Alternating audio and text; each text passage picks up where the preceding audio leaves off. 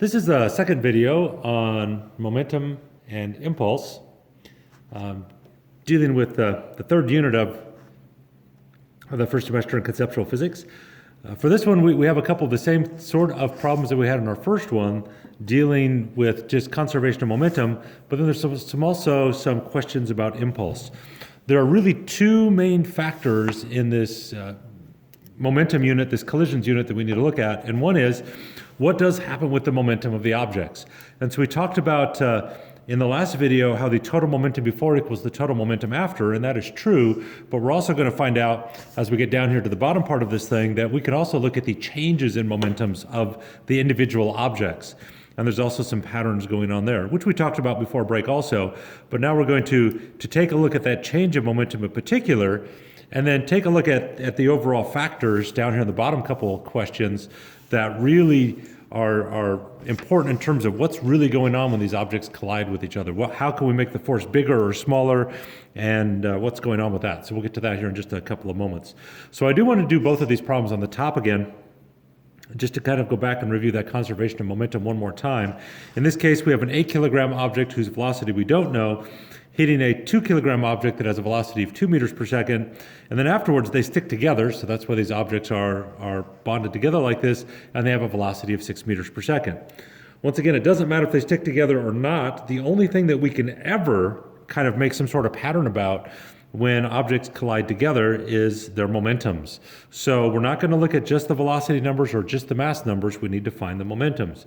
And once again, momentum is mass times velocity. So the first thing we'll do is multiply all of the masses and velocities together that we know. Let me zoom in just a little bit more here. There we go. So we get a little bit closer view of this. So mass times velocity for this object is 4. So the momentum is 4. Right. Over here, since they're stuck together, this really is one 10 kilogram object, which if we wanted to, we could calculate the momentum separately and add them together, or we can just say, okay, this is a 10 kilogram object with a speed of 6 meters per second, and 10 times 6 is 60. So that is the momentum of that object. It is also the total momentum because that is the only object that is there. Now, if we did calculate these separately, we would find out that one is 48. 6 times 8 is 48. 6 times 2 is 12. And if you add those two together, the 48 and the 12, you still get a total momentum of 60. So you really can work the problem either way. It kind of depends upon what makes more sense to you. In this case, we do know the total momentum afterwards, which is 60. And it does work the same way both ways. If the total momentum before is 60, the total momentum is after is 60. So the same thing is if the total momentum after the collision is 60, the total momentum before has to be 60. It doesn't matter which one you know. If you know the before or the after, right, they are going to be the same either way. On the way this works again, what we're really trying to find is the velocity of this object. So to find the velocity, first we need to know how much momentum it's going to have. And once again, if the total momentum before is 60, the momentum of that one is 4. 60 minus 4 is 56. That means the momentum of this one has to be 56. So added together, they give us the 60 total that we need. And just like in the other problems, we always end with our kind of definition of momentum formula. The momentum of just the 8 kilogram object is 56. Its mass is 8 kilograms, and we're looking for V. And we always divide by the variable, or excuse me, by the number that's with the variable to get rid of it. And this one comes out even as 7 meters per second. So in order to stick together and have this speed of 6 at the end, the 2 kilogram had a speed of 2 and the 8 kilogram needs a speed of 7. Okay, that is nothing really new. That is still kind of the same as the other problems. You should be able to take words like this and create your own picture though, right? This says hint, draw picture. And the other one said hint, find the total momentum after the collision, right? Which is what we did, right? I will give you some hints like this on problems. I suggest you take them. I think it is kind of a little helpful thing in terms of how you work through the problems. All right, so my hint here is, yes, we are going to draw a picture just like the rest of them. With the masses, I tend to put the masses in the middle. It doesn't matter as long as they're labeled somewhere. But then I read the wrong number.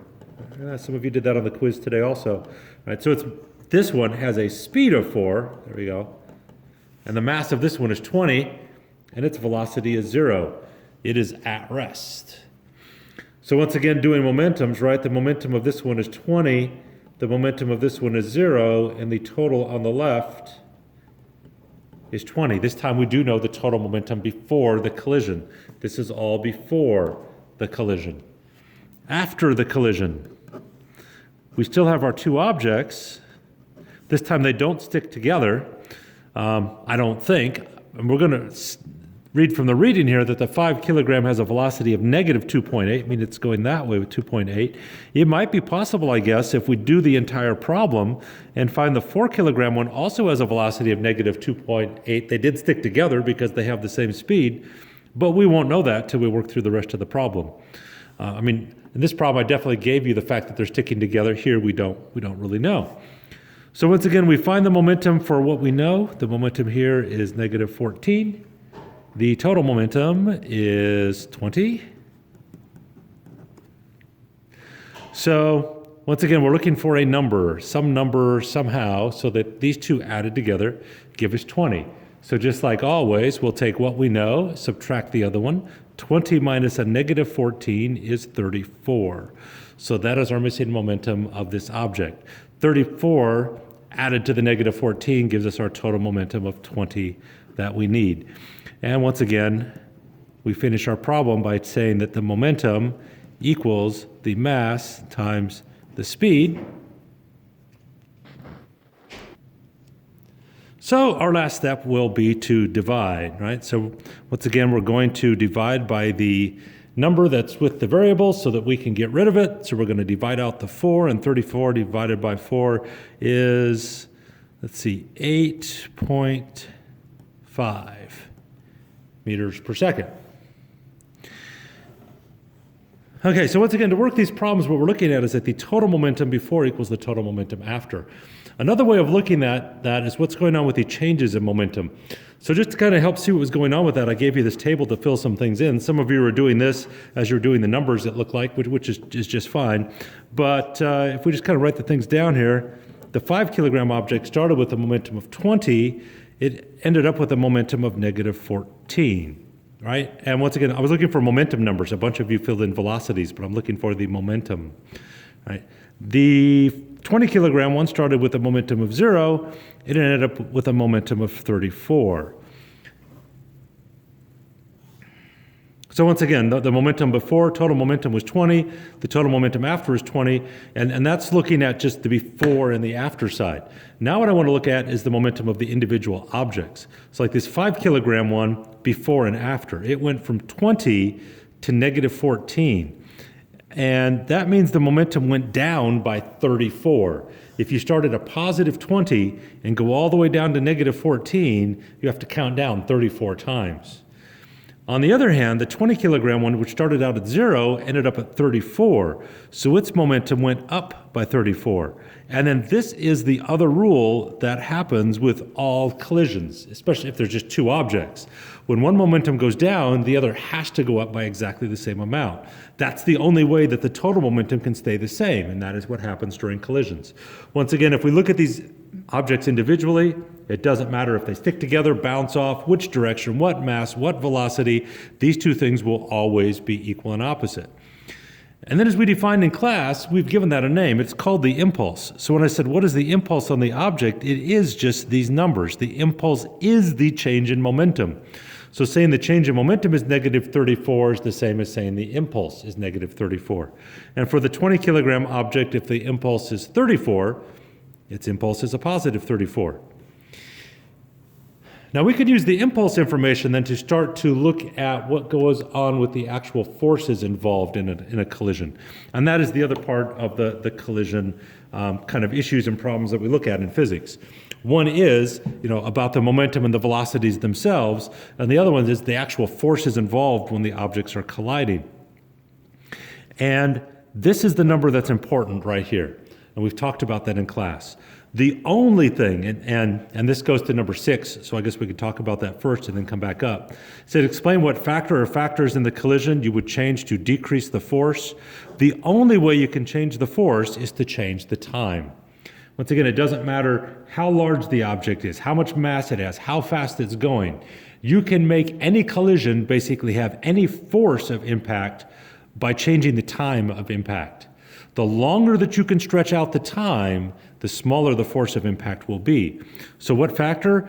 It is somehow increase the time of collision. Now that doesn't mean the time the object is traveling before it collides, it's the time of collision. So it's actually the time that the two objects are in contact with each other and pushing on each other as they're colliding and either bouncing off or sticking together, whatever they're going to do.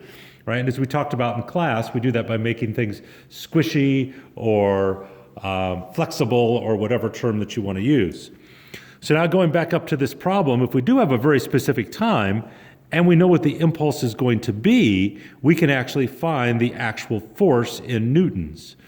So if the 5 kilogram object collided with the 20, right, what is the force, with what force did it hit the 20? The 20 kilogram object had an impulse of 34, and our formula, I should write that down, is impulse equals force times time. So we don't know what the force is, but we know the time is 0.05 seconds. And so if we work through the math then, once again, we're always going to divide by the number that is with the variable, and we get 680 newtons. So for this collision, right, if these objects were actually in contact during the collision, here I have before, I have after, now we're actually kind of looking in the middle, right, during the collision. If these two objects were in contact for 0.05 seconds, which is not a very long period of time, it will take 680 newtons for them to bounce off this way. And then it says, what force did the 20 kilogram object apply to the 5 kilogram object? It is still exactly 680 newtons. Once again, that is the law that we call Newton's third law of motion, where forces are always equal and opposite when they're in a forced pair, when two objects are pushing on each other. Technically, this one should be negative because it's pushing the 5 kilogram object backwards. But once again, I'm looking more for just the numbers, and did you put that together, that the force that one object pushes on the other is exactly the same as it pushes back. So once again, this is more dealing with the impulse. Once again, impulse itself is change in momentum. As long as you know the momentums, it's a lot easier to calculate the impulse that way. It is exactly the same number as however much the momentum changes of an individual object. But if you have a force and a time, you can multiply those also. So it depends upon which information you're given. But the important point is this impulse from the change in momentum is exactly the same as the impulse that comes from force times time. Once again, hope this video helps.